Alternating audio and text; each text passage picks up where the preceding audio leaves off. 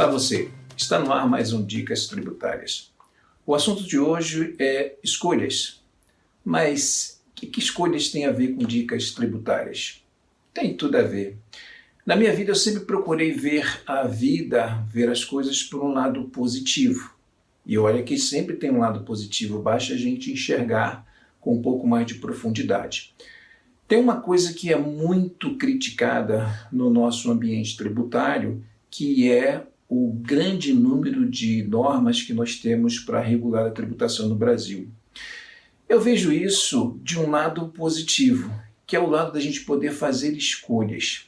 E são as escolhas que definem se a gente vai ter uma tributação melhor ou uma tributação pior.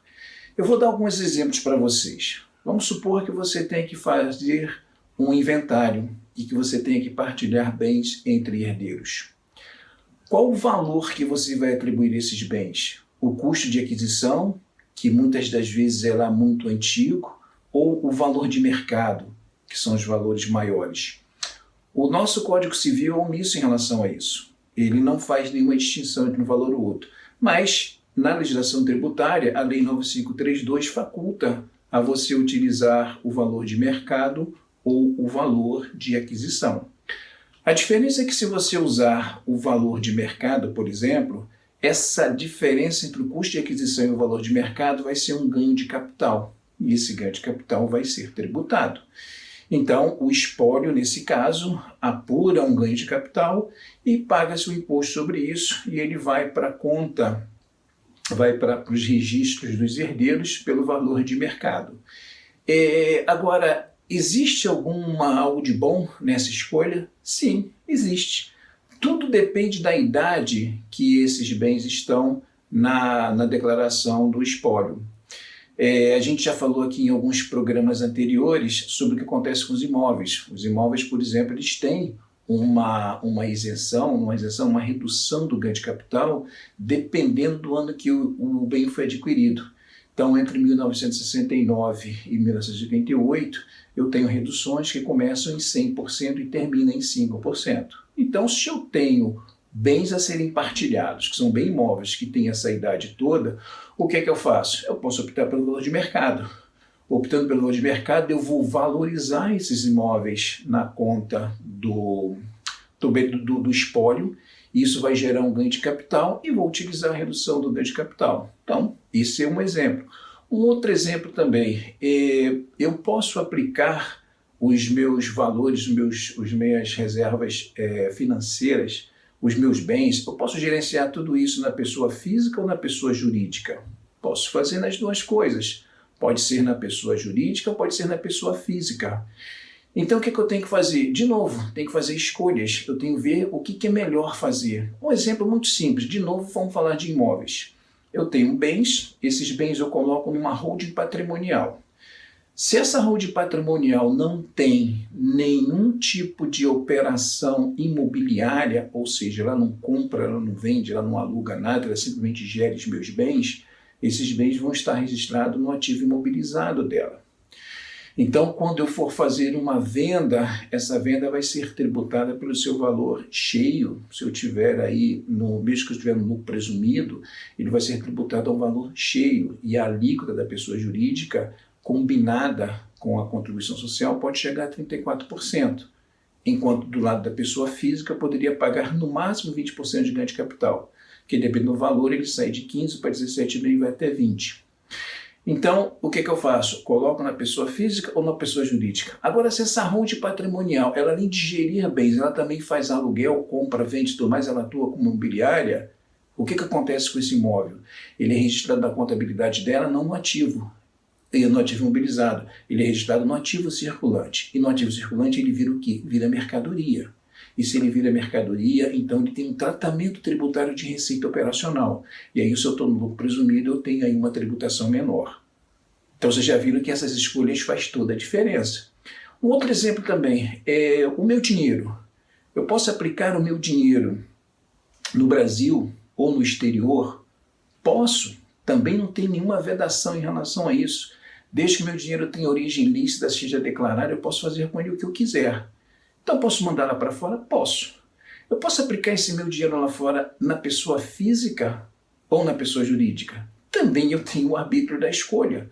Posso fazer na pessoa física ou posso fazer na pessoa jurídica? E quais são as diferenças entre uma coisa e outra? Se eu faço uma aplicação na pessoa física, toda vez que esse meu investimento lá fora pagar um rendimento lá fora, eu tenho que recolher o imposto aqui no Brasil, independentemente do fato de eu trazer o dinheiro para cá ou não. Por quê?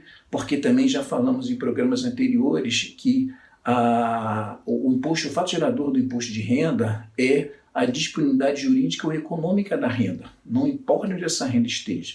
Então, se ela está fora do país, mas ela está disponível para mim, jurídica e economicamente, eu devo calcular o imposto aqui e pagar. E se eu coloco uma pessoa jurídica, isso muda? Muda tudo. Por quê? Porque a pessoa jurídica tem outra personalidade. Ela não sou eu, ela é uma pessoa jurídica. Então, esse valor desse rendimento vai gerar um lucro para essa pessoa jurídica e esse lucro vai ficar naquela pessoa jurídica, não vai ser automaticamente disponibilizado para mim. Para eu disponibilizar ele, eu teria que fazer um ato societário, pagando os dividendos, distribuindo lucros, e aí eu teria tributação aqui. Enquanto isso, ela está sujeita às regras tributárias do país onde ela estiver. Aí, de novo, agora vamos falar de país. Eu posso colocar isso em qualquer país? Posso. Também não tem nenhuma restrição em relação a isso. Então, se eu colocar isso em BVI, eu tenho algum problema? Não. BVI são as Ilhas Virgens Britânicas, que tem um regime tributário favorecido, ela é considerada como um paraíso fiscal, e isso aqui no Brasil, principalmente na última semana, parece que virou crime, você ter uma empresa em BVI. Outro dia eu vi uma repórter falar na televisão de que BVI protege a informação de quem investe lá. A pessoa que falou isso certamente nunca ouviu falar no FATCA, que é o Foreign Account Tax Compliance Act, que é uma legislação americana que obriga a informação de quem tem valores aplicados fora dos Estados Unidos e são cidadãos americanos, então todos os países aderiram a isso, inclusive o BVI. Tem também o FATCA UK, que é a mesma coisa, mas virado para o Reino Unido, onde BVI cumpre as determinações de lá, embora seja um país independente, mas ele tem uma base na legislação inglesa, então ele também utiliza isso, e também não ouviram falar no CRS, que é uma sigla para Common Reporting Standard, que é um relatório que informa para todos os países quem tem valores aplicados na Europa, nos países da Europa. O Brasil é signatário de todos esses. A CRS tem mais de 100 países que são signatários desse acordo. Então, hoje em dia, não existe mais lugar para você colocar dinheiro e ver que você ficar escondido desse dinheiro. As receitas federais desses países, elas têm troca de informações entre elas e ficam sabendo disso. Bom, então, de novo, essa escolha que eu faço, eu coloco em BVI meu dinheiro, coloco meu dinheiro numa pessoa jurídica lá e tenho uma tributação melhor. Por quê? Porque, de novo, eu vou seguir as duas regras. As regras brasileiras e as regras do país aonde a minha empresa vai estar. Então veja só, aqui eu dei poucos exemplos, mas tem diversos outros que a gente poderia explorar mais do que os 10 minutos que a gente tem aqui para poder, mas o importante é que vocês tenham a consciência de que todo passo que você vai dar na sua vida, na sua atividade empresarial, profissional, pessoal, você tem que explorar as opções que você tem em fazer suas escolhas. Se você não tem como fazer essas escolhas sozinha, você pode procurar um consultor, um profissional, um tributarista que possa te ajudar, que seja um tributarista conservador, mas não medroso, que ele utilize a legislação a seu favor, que você possa fazer uma escolha que te dê aí um resultado mais favorável. E você fazendo a escolha certa, baseada na legislação, você não tem o que temer. Nada pode atingir você em relação a isso. Bom, então essa foi a dica de hoje. Então façam suas escolhas e se precisarem de alguma ajuda, eu estou por aqui. Valeu, até a próxima, um abraço, tchau, tchau.